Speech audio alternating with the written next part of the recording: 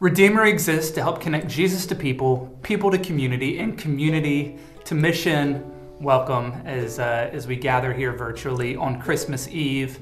And I know that many of us could be feeling different ways this Christmas Eve. Some of us could just be busy, caught up in the hustle and bustle of the season, and you're around lots of people. Some of us could be sad and alone, even lonely this Christmas Eve. Some of us may be dealing with grief. Some of us even taking some time to reflect on the recent past. We're sitting in a place of disappointment this Christmas Eve as we look into Christmas Day. But we're going to look at a talk today called Jesus is the True King. We're going to look at some magi from the East who came to worship the true King. And as we do it today from Matthew 2, whatever seat you find yourself in today, let's look at the true King together and see if we can find some encouragement, see if we can find some stability and even perspective as we head into Christmas Day together tomorrow. Matthew 2, 1 through 12.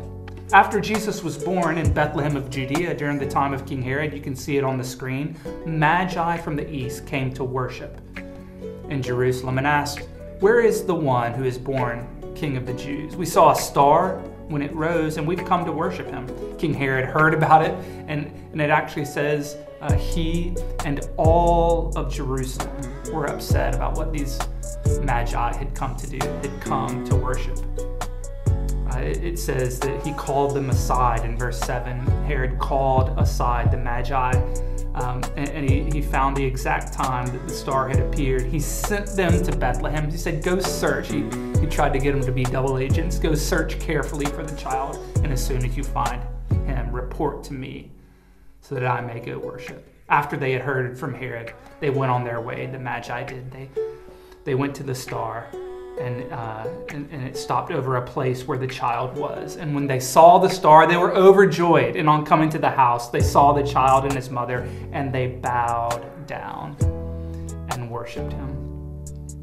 When they had gone, verse 13 says, an angel of the Lord appeared to Joseph in a dream. He said, "Get up and take the child and his mother and escape to Egypt," because Herod was out to try to kill this one who was stealing his worship, this one who was stealing King Herod's glory. So whatever place you find yourself in, let's consider from this text 3 ways in which Jesus is King and 3 ways in which he allows us to find our place. First, Jesus is King from verses 1 and 2 of all people.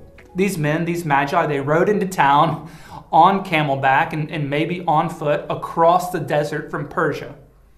They came to find the promised King, and they came to worship. It's likely that these magi were Zoroastrian religious worshipers. They were Zoroastrian astrologers from Persia. Naturally, they would have no interest in a Jewish king, even more so a Jewish baby born in the stable. Yet it seems that in God's providence, God's people who were exiled centuries before in Babylon and even Persia, they had left these prophecies like that of the book of Daniel, stories like that of Queen Esther in Persia, even from the Pentateuch early in the Bible, from Numbers. And it seems that these Zoroastrian astronomers heard of the promised child. They heard of the one who would come as the Messiah.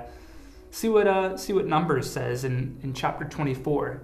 It's a prophecy that says, "I see him, but not now. I behold him, but not near." It says, "A star will come out of Jacob. A scepter will rise out of Israel." These magi would have read.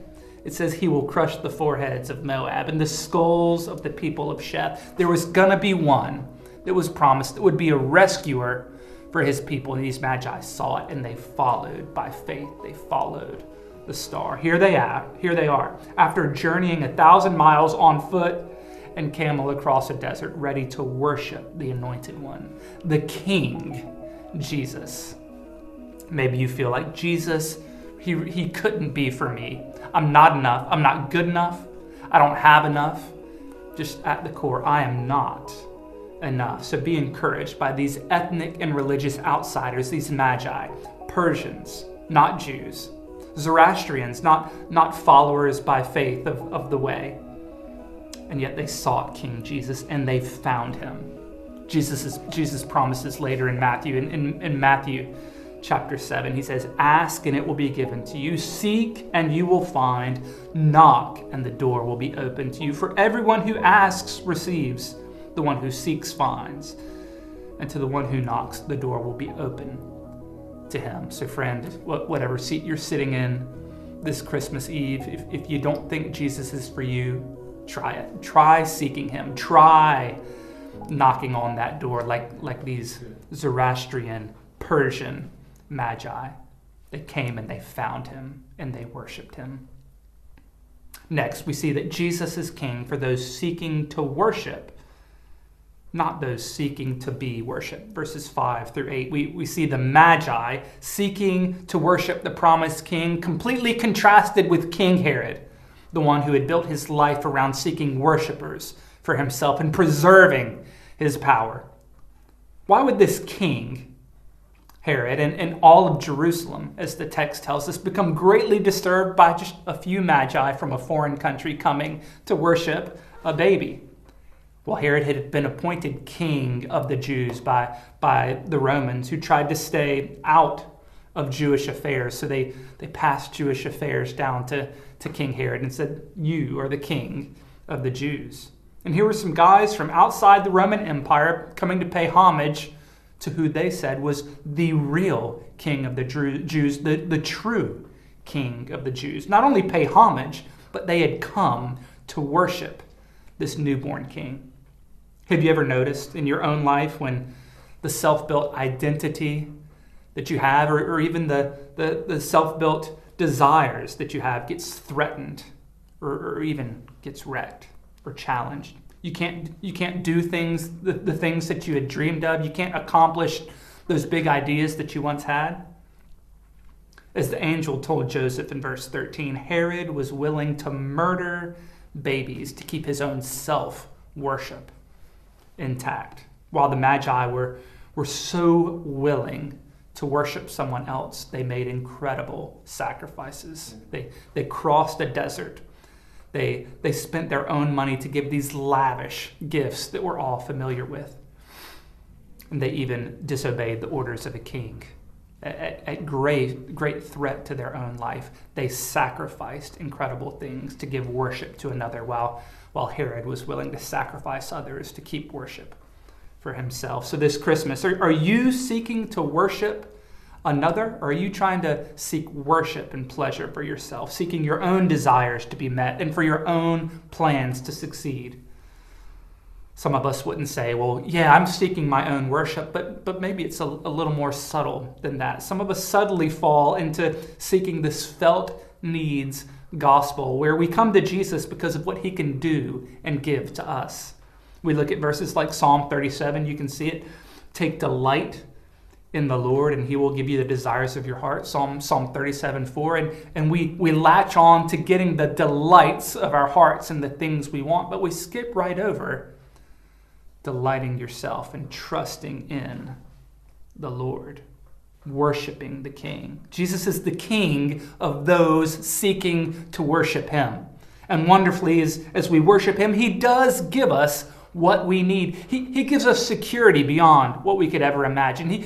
He gives us love beyond what we could ever find anywhere else. He gives us a rock-solid identity as we seek to worship him.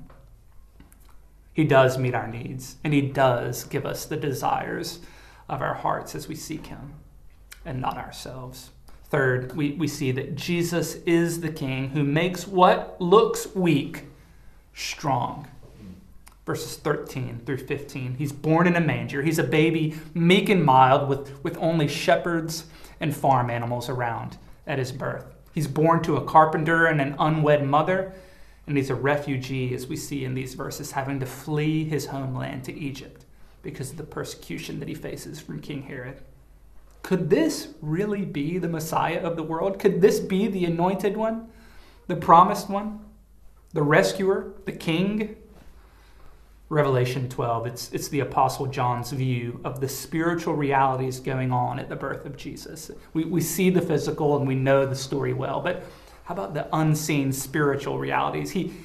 He sees a woman giving birth to the one who would rule the nations, and yet waiting there at the door of her womb for this baby to exit is a dragon ready to devour the newborn king. So weak, so vulnerable compared to the dragon. He's defenseless, really. And yet Revelation 12 says a spiritual war broke out around that meek and mild stable. We see it in verses 7 through 8 of Revelation 12. A war broke out in heaven. The dragon and his angels fought back, but he was not strong enough. They lost their place in heaven. The great dragon was hurled down, the ancient serpent called the devil or Satan, who leads the whole world astray. He was hurled down and defeated in that spiritual battle. This meek and mild baby would grow up to be a man who would die for the sins of the world on a Roman cross, and it looked like defeat. It looked like weakness. There was no more humiliating way to die. It looked like the end. But 3 days later, he rose again in power, defeating the dragon, defeating sin, and defeating death, the greatest enemies of the world.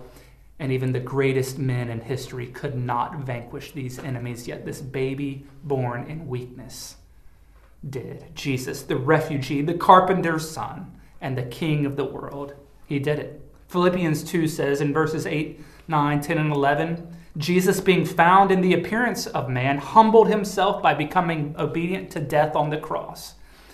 Therefore God exalted him to the highest place and gave him the name above every name, that at his name, at the name of this seemingly weak baby, Jesus, every knee would bow in heaven, on earth, and under the earth, and every tongue would one day acknowledge that Jesus Christ is Lord, to the glory of God the Father.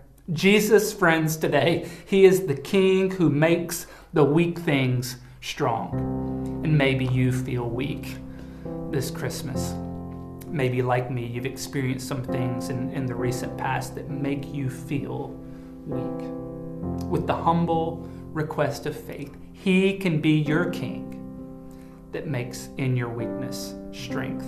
He will be strong where you're weak. He will be power where you feel powerless, and he can be life where all you feel is death and decay around you. Jesus is the true King who makes the weak strong. You may be with friends or caught up in the energy of the season. You may be alone and lonely. You may be sad. You may be experiencing grief. You may be disappointed this Christmas Eve, but for all of us, Jesus is the true King who makes the weak strong. So let's seek him afresh. He's the King for all people. He's the King for those seeking to worship him and not for themselves. And he's the King who makes the weak strong. So let's receive him this Christmas by faith.